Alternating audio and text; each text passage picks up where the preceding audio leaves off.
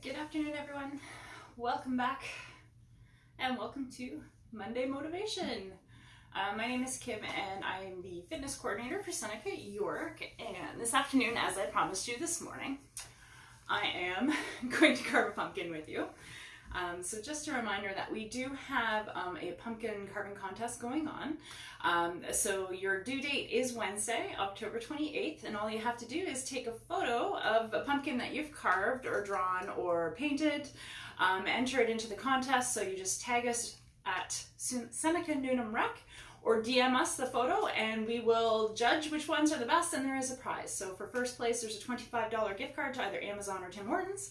And for second prize, there is a $15 gift card for either Amazon or Tim Hortons, which is really worth carving a pumpkin. So if you've never carved a pumpkin before, it's pretty simple to do and it's actually kind of fun. So all you need, first of all, is a pumpkin. So you can get, they come in many different sizes. I had the option of very, very teeny or this massive one. And they even come bigger and bigger and bigger. I know there is a 1,000-pound pumpkin out there. If you can imagine, that is massive. And you can get them at any grocery store, any Walmart, anything. They're still out there. They're still available.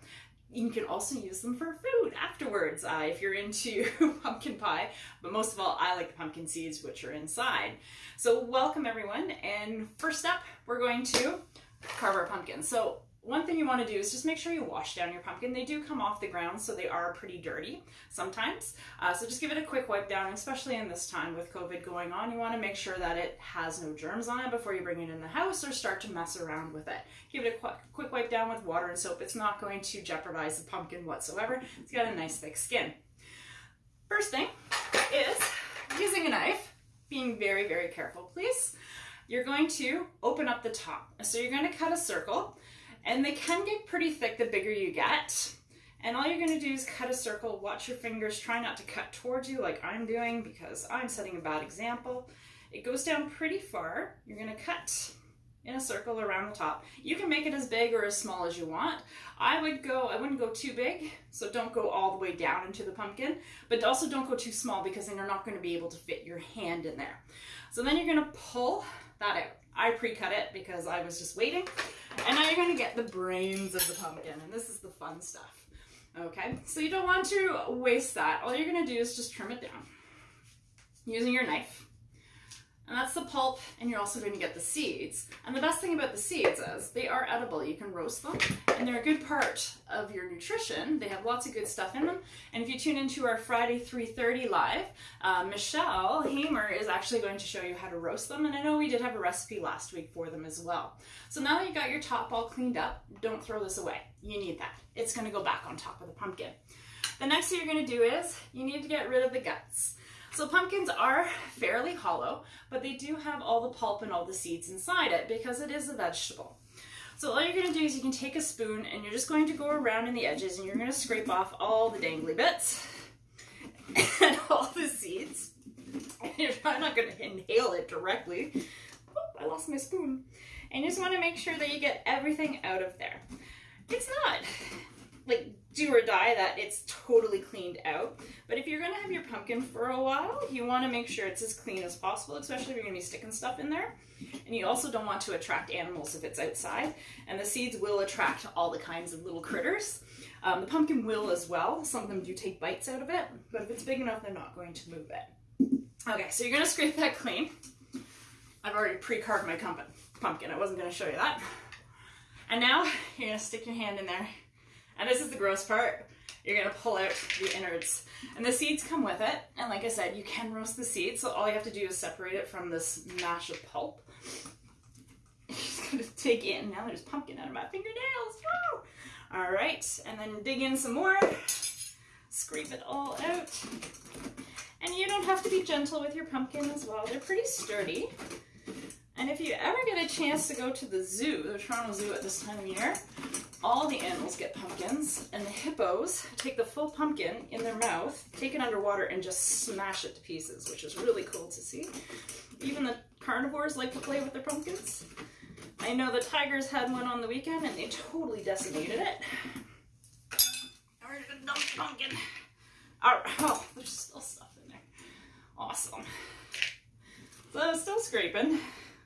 I'm only going to do, I'll clean it out later because there's still some seeds in there. I want the seeds. That's what I'm working for today. All right. So now that your pumpkin's cleaned out, you've scraped it out, now you get to draw on it and you get to make a pattern, you get to make a face, whatever you like. You can download stencils from the internet. You can be as creative, you can be as boring as you want. You can actually even paint on the pumpkin if you don't want to carve. If you don't want to deal with the mess inside, don't want to use a knife, you can paint your pumpkin. The paint will stick to it, and you can do it really bright colors as well. And you just take a marker and you just draw a pattern on it. So this is a Sharpie, and the Sharpie would show up on there, and that's where you would cut. So to give you an idea, I already started my pumpkin. Started this morning because I didn't want to be on here for hours. So this part here is just scraping. So all you do is take a spoon, I'm going to show you back here, and you just scrape along the outside of the pumpkin, and it just reveals the inner side. It takes off that orange skin, and you get a little bit of a yellow paste underneath. So that was just me scraping across to make the outline. Then you take your knife, and the same thing that you did for the top, very, very carefully, trying not to cut towards yourself. You're going to poke it through the hide, and you're going to cut out your shapes.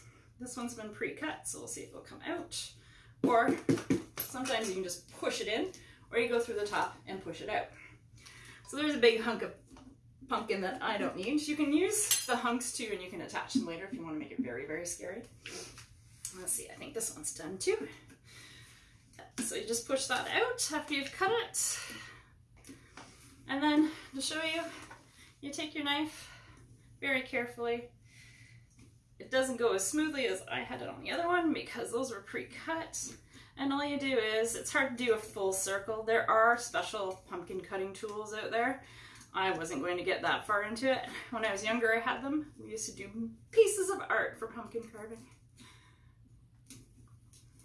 All right, there's an eyeball. Nope, it's gonna go. That's what happens when you use a smaller knife. There we go, eyeball. Next one. Now this is, if you haven't figured out who it is, I will let you guess who this is. And it's just a quick carving job. So I'm not cutting off my fingers. All right, there's the other eyeball. We've got guts in there. You can do the nose, and we can do the mouth. Let's give them a smile. It's very hard to do upside down, by the way. All right. Nope. So I do advise that if you are using a knife, have a first aid kit handy, just in case. Mine is just off to the left there. Or the right. Oops. And now if you see you got a hole and maybe it's not as thick or as big as you want it, you can always go in and carve it down and scrape it down so you have a bigger hole. All right, so there's the pumpkin. Now, the last thing you need is a light, and this is what makes it scary. So we're gonna put a light right down in the bottom, and hopefully my holes are big enough, and then if you turn it off, you get a spooky pumpkin. There you go. And that is a traditional pumpkin carving. There's your jack-o'-lantern now. That's what they're called. So let me turn the light back on so you guys can see me because it is pretty dark in here, which is cool. That is Pumpkin Carving 101. So remember, we do have the pumpkin carving contest going on. Your due date is Wednesday, October 28th. Take a photo, you can go out, you can be as creative as you want, you can give it a try. We're not expecting masterpieces. And then you can submit your photos, you can either DM us or you can tag us at Seneca Newnham Rec.